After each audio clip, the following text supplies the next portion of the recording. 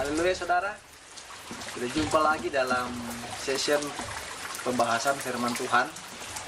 Hari ini kita akan mempelajari bagaimana sebagai anak-anak Tuhan kita harus mengenal identitas kita. Sebab banyak anak Tuhan tidak mengenal identitasnya, sehingga apa yang dilakukan, apa yang dibuat seenaknya saja, tanpa dia pernah sadari bahwa sebenarnya Tuhan menyertai hidupnya. Tuhan melindungi, menjaga dia, bahkan perlindungan tidak pernah berhenti. Nah, itu sebabnya saudara kita akan melihat bagaimana kita mengenal identitas kita sebagai anak Tuhan. Identitas kita sebagai anak Tuhan dilihat dari pondasi yang kita bangun. Firman Tuhan di sana mengatakan ada dua macam pondasi. Ada orang membangun di atas pasir, ada orang membangun di atas batu. Nah saudara, pondasi ini bicara tentang antisipasi. Sebab ketika pondasi dibangun, rumah dibangun di atas pondasi, itu orang sudah menyadari akan ada badai, akan ada tantangan, akan ada angin ribut yang akan menghantam rumah itu. Tapi ketika pondasinya kuat, rumah itu akan tetap kokoh. Demikian dengan iman kita, saudara. Kalau kita tetap kuat dalam Tuhan, apapun bentuk badai pencobaan hidup di tengah-tengah dunia ini, saudara pasti kuat. Saudara pasti kuat dalam melayani Tuhan. Nah, saudara, di Jepang, saudara, orang membangun sudah menggunakan sistem bangunan pondasi yang kuat, anti gempa. Nah, hidup orang percaya pun demikian, saudara.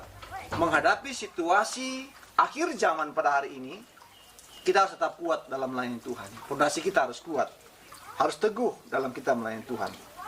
Saudara, pada dasarnya posisi kehidupan manusia itu sama, saudara, sama.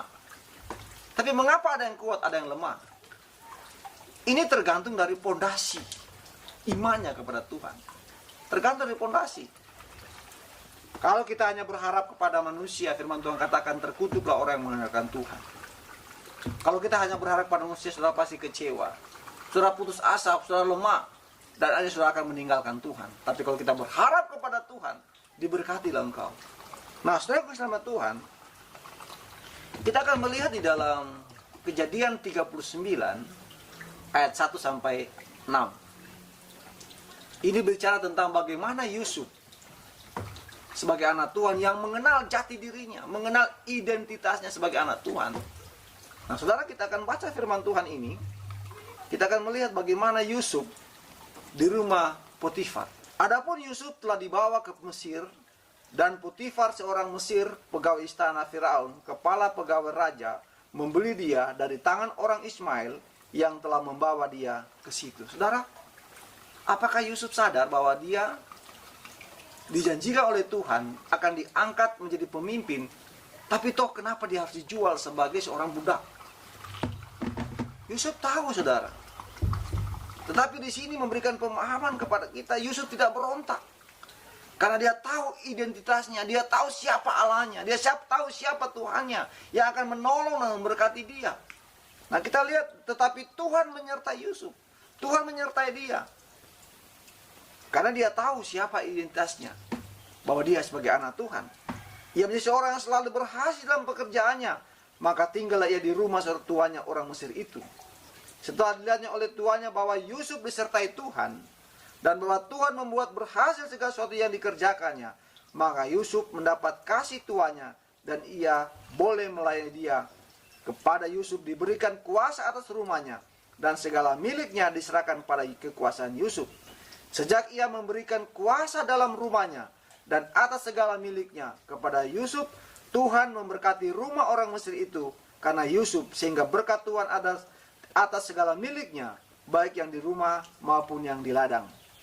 Segala miliknya diserahkannya pada kekuasaan Yusuf, dan dengan bantuan Yusuf, ia tidak usah lagi mengatur apa-apa pun selain daripada makannya sendiri.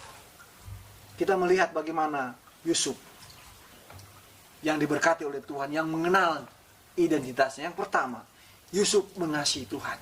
Saudara, dalam menghadapi situasi kondisi yang kadang-kala tidak menguntungkan kehidupan kita, kita harus terus mengasihi Tuhan. Terus mengasihi Tuhan. Tidak berhenti. Sebab Tuhan yang terlebih dahulu mengasihi saya dan saudara. Bagaimana kita membalas kebaikan Tuhan? Kita akan terus mengasihi Tuhan. dengan tidak kecewa dan putus asa. Sebab banyak orang hari-hari terakhir ini mulai kecewa dan putus asa. Kenapa begini Tuhan? Kenapa begitu Tuhan? Kenapa ini Tuhan harus terjadi Tuhan? Tetapi kalau kita tahu identitas kita, kita tahu Allah yang kita sembah adalah Allah yang dahsyat dan luar biasa, kita akan terus mengasihi Dia apapun yang terjadi. Sebab perancangan Allah ada rancangan damai sejahtera dan sukacita. Yang kedua saudara, Yusuf tahu bahwa ia dikasihi Tuhan. Nah, ini penting saudara. Banyak orang tidak menyadari bahwa dia dikasihi oleh Tuhan. Banyak orang tidak menyadari bahwa dia disayang oleh Tuhan. Banyak orang tidak menyadari bahwa dia telah ditebus oleh Tuhan. Tuhan telah memproklamirkan bahwa dia datang supaya kita diberikan keselamatan, diberikan kebebasan. Nah, ini diketahui oleh Yusuf. Nah, saudara, kita harus tahu bahwa Tuhan mengasihi kita. Tetaplah setia dalam melayani Tuhan. Tetaplah setia dalam mengikuti Tuhan. Walaupun banyak tantangan, persoalan. Saudara, ada contoh lain dalam firman Tuhan juga. Seperti Daniel, Sadrak, Mesak, Abednego. Mereka tahu bahwa mereka dikasihi oleh Tuhan. Sehingga mereka tidak mau mencemarkan kehidupan mereka dengan makanan-makanan yang disiapkan oleh raja. Mereka tetap mempertahankan identitas mereka. Integritas yang tinggi yang mereka miliki. Dengan masalah pergumulan terjadi, mereka tidak goyah. Yusuf pun demikian. Kalau Yusuf goyah pada waktu itu, sejarah akan berkata lain. Tidak mungkin Yusuf akan menjadi orang besar di Mesir pada waktu itu. Karena dia sudah tidak lagi mau percaya kepada Tuhan. Tapi tidak demikian. Dia tetap tahu bahwa Tuhan mengasihi dia. Yang ketiga, Yusuf tahu walaupun ia budak, tetapi Allah menyertai dia. Saudara, Allah menyertaimu. Apapun pergumulan yang kau hadapi, Allah ada menyertai kehidupanmu. Allah akan memberikan kemenangan. Allah akan memberikan kemampuan dalam hidupmu untuk mengatasi segala masalah yang kau hadapi. Percayalah kepada Allah bahwa Allah kita mampu untuk menolong, mengangkat keberadaan kehidupan kita. Yang ketiga saudara, yang keempat maksud saya, Yusuf tahu bahwa dia sedang diproses oleh Allah. Saudara, penting kita diproses oleh Allah. Dengan apa Allah memproses kehidupan kita? Dengan masalah, dengan pergumulan, dengan tantangan. Bahkan hari-hari tadi ini ada COVID-19 yang banyak merenggut jiwa. Tahukah saudara bahwa penyertaan Tuhan tetap ada sampai saat ini? Kita tidak perlu kecewa. Kita tidak perlu takut. Sebab Allah menyertai kita. Allah ada untuk saya dan saudara. Tetap kuat. Pondasi kita bangun di atas dasar iman yang kuat. Tetap kuat dan jangan kecewa. Dan jangan menjadi putus asa. Kenali identitasmu. Kau semakin kuat dalam Tuhan, semakin besar kasih Allah dalam kehidupanmu. Haleluya saudara. Saudara, kita lihat janji Tuhan di dalam Yohanes 14 ayat 12. Di sana menceritakan bahwa kalau kau percaya, kau akan melakukan perkara-perkara yang lebih besar daripada yang aku lakukan, kata Yesus demikian. Ini memberikan kekuatan kepada saya dan saudara bahwa ada hal yang besar yang Tuhan sementara limpahkan dalam kehidupan kita. Sebagai orang percaya, ada otoritas yang Allah berikan kepada saya dan saudara untuk dapat mengalahkan setiap persoalan masalah hidup, untuk dapat mengalahkan segala pergumulan yang kita hadapi, baik itu sakit penyakit, baik itu mungkin masalah keluarga kita, baik itu masalah pandemi COVID-19. Saudara, ada otoritas Allah yang berikan dalam kehidupan kita. Saudara, jangan menjadi kecewa dan putus asa. Untuk itu saudara lakukan sama Tuhan, kenali identitas kita. Kenali. Yang pertama, saudara, lakukan tugas pelayanan dengan semangat. Jangan sampai putus asa, tetap semangat dalam melayani Tuhan. Jangan sampai lemah, jangan sampai kecewa, jangan sampai menolak Tuhan. Yang kedua, lakukan sesuatu dengan iman yang teguh kepada Tuhan. Yang ketiga, saudara, miliki visi yang besar dalam hidup ini.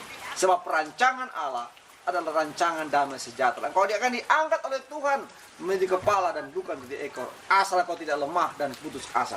Yang keempat, tidak terpengaruh dengan tipuan iblis. Saudara, kasih nama Tuhan, kesimpulan saya pada hari ini, jangan jadi bodoh dalam hidup ini. Bodoh bukan kutuk, tapi bodoh adalah satu keputusan yang diambil dengan keliru. Saudara, jangan jadi bodoh, tapi tetap tekun dan setia mengasihi Tuhan, kenali identitas kita bahwa kita dikasihi oleh Tuhan. Amin saudara, amin. Tuhan memberkati. Saudara, saya mau berdoa bagi saudara. Mari saudara yang lemah, saudara yang berputus asa, saudara mengalami berbagai pergumulan, kita berdoa kepada Tuhan. Saya mau berdoa bagi saudara. Mari kita berdoa. Bapa yang baik, Engkau Allah yang besar, Engkau Allah yang perkasa dalam kehidupan kami. Engkau yang menolong kehidupan kami. Engkau yang akan berikan kekuatan, kemampuan kepada kami untuk menghadapi kondisi hari-hari terakhir ini. Kami percaya bersama dengan Tuhan, kami cakap untuk menanggung segala beban kehidupan kami. Yang sakit Tuhan sembuhkan dalam nama Yesus. Yang dalam pergumulan Tuhan sembuh, Tuhan berikan kekuatan untuk dapat menghadapinya dengan kemenangan bersama dengan Tuhan. Kami percaya di dalam Allah, Tuhan dan Juru Selamat kami yang di dalam Yesus Kristus, kami cakap untuk menanggung setiap pergumulan kehidupan kami. Terima kasih Bapa, kami mengucap syukur. Dalam nama Yesus kami terima berkat Tuhan. Haleluya, haleluya. Amin.